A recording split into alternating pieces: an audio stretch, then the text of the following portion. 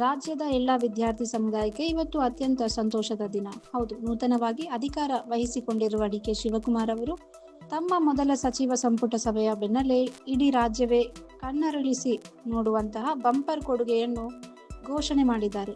ರಾಜ್ಯದ ಯುವ ಸಮುದಾಯ ಮತ್ತು ವಿದ್ಯಾರ್ಥಿಗಳನ್ನು ಗಮನದಲ್ಲಿ ಇಟ್ಟುಕೊಂಡು ಡಿಕೆಶಿ ಇತಿಹಾಸ ಪುಟ ಸೇರುವಂತಹ ನಿರ್ಧಾರ ಕೈಗೊಂಡಿದ್ದಾರೆ.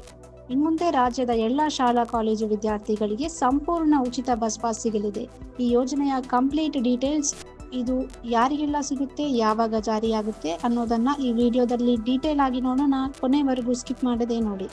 ಮೊದಲ ಸಂಪುಟ ಸಭೆಯಲ್ಲಿ ಐತಿಹಾಸಿಕ ತೀರ್ಮಾನ. ವೀಕ್ಷಕರೇ, ಅಧಿಕಾರ ವಹಿಸಿಕೊಂಡ ತಕ್ಷಣವೇ ಅಲರ್ಟ್ ಆಗಿರುವ ಡಿಕೆ ಶಿವಕುಮಾರ್ ಅವರು ಅತ್ಯಂತ ಪ್ರಮುಖ ಸಚಿವ ಸಂಪುಟ ಸಭೆಯನ್ನು ನಡೆಸಿದ್ದಾರೆ. ಈ ಸಭೆಯ ಮುಗಿದ ಬೆನ್ನಲ್ಲೇ ಮಾಧ್ಯಮಗಳ ಮುಂದೆ ಬಂದು ಅವರು ವಿದ್ಯಾರ್ಥಿಗಳ ಮುಖದಲ್ಲಿ ಮಂದಹಾಸ ಮೂಡಿಸುವ ಮಹತ್ತರ ಪ್ರಕಟಣೆ ಹೊರಡಿಸಿದ್ದಾರೆ.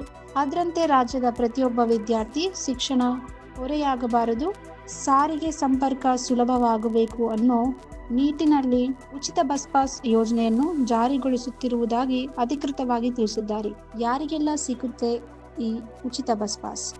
ಯೋಜನೆಯ ಅಡಿಯಲ್ಲಿ ರಾಜ್ಯದ ಸರ್ಕಾರಿ, ಆಧುನಿಕ ಹಾಗೂ ಖಾಸಗಿ ಶಾಲಾ ಕಾಲೇಜುಗಳಲ್ಲಿ ಓದುತ್ತಿರುವ ಎಲ್ಲ ವಿದ್ಯಾರ್ಥಿಗಳಿಗೂ ಈ ಉಚಿತ ಬಸ್ ಪಾಸ್ ಸೌಲಭ್ಯವನ್ನು ಪಡೆದುಕೊಳ್ಳಬಹುದು.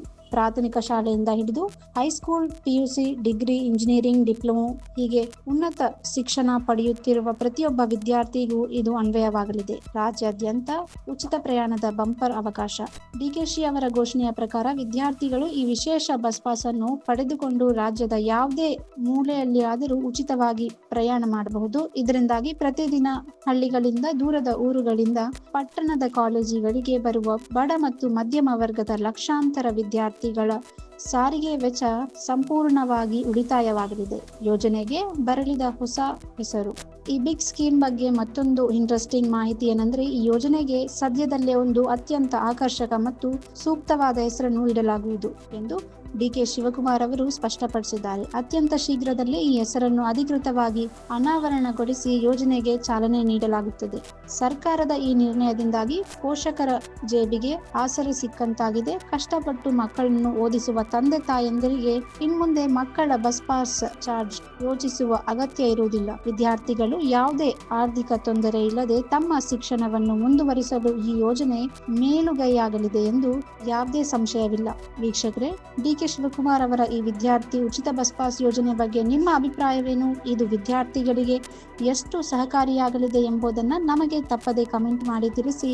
ಈ ಉಚಿತ ಬಸ್ ಪಾಸ್ ಪಡೆಯಲು ಅರ್ಜಿ ಸಲ್ಲಿಸುವುದು ಹೇಗೆ ಮತ್ತು ಇದಕ್ಕೆ ಏನೆಲ್ಲ ದಾಖಲೆಗಳು ಬೇಕು ಎಂಬ ಲೇಟೆಸ್ಟ್ ಅಪ್ಡೇಟ್ ಬಂದು ತಕ್ಷಣ ನಾವು ನಿಮಗೆ ತಿಳಿಸುತ್ತೇವೆ. ಈ ಮಾಹಿತಿಯನ್ನು ಮಿಸ್ ಮಾಡದೆ ನೋಡಲು ಈಗಲೇ ನಮ್ಮ ಚಾನೆಲ್ಗೆ ಸಬ್ಸ್ಕ್ರೈಬ್ ಆಗಿ ಮತ್ತು ಪಕ್ಕದಲ್ಲಿ ಇರೋ ಬೆಲ್ ಐಕಾನ್ ಕ್ಲಿಕ್ ಮಾಡಿ. ಈ ಖುಷಿಯ ಸುದ್ದಿ ಇಷ್ಟವಾಗಿದ್ರೆ ವಿಡಿಯೋಗೆ ಒಂದು ಲೈಕ್ ಮಾಡಿ, ನಿಮ್ಮ ಎಲ್ಲ ವಿದ್ಯಾರ್ಥಿ ಮಿತ್ರರಿಗೂ ಶೇರ್ ಮಾಡಿ. ಧನ್ಯವಾದಗಳು. If you like this video, ಬೇಗ ಲೈಕ್ ಮಾಡಿ, ಕಾಮೆಂಟ್ ಮಾಡಿ, ಶೇರ್ ಮಾಡಿ ಹಾಗೂ ಯೋಯೋ ಟಿವಿ ಕನ್ನಡವನ್ನು ಸಬ್ಸ್ಕ್ರೈಬ್ ಮಾಡಿ.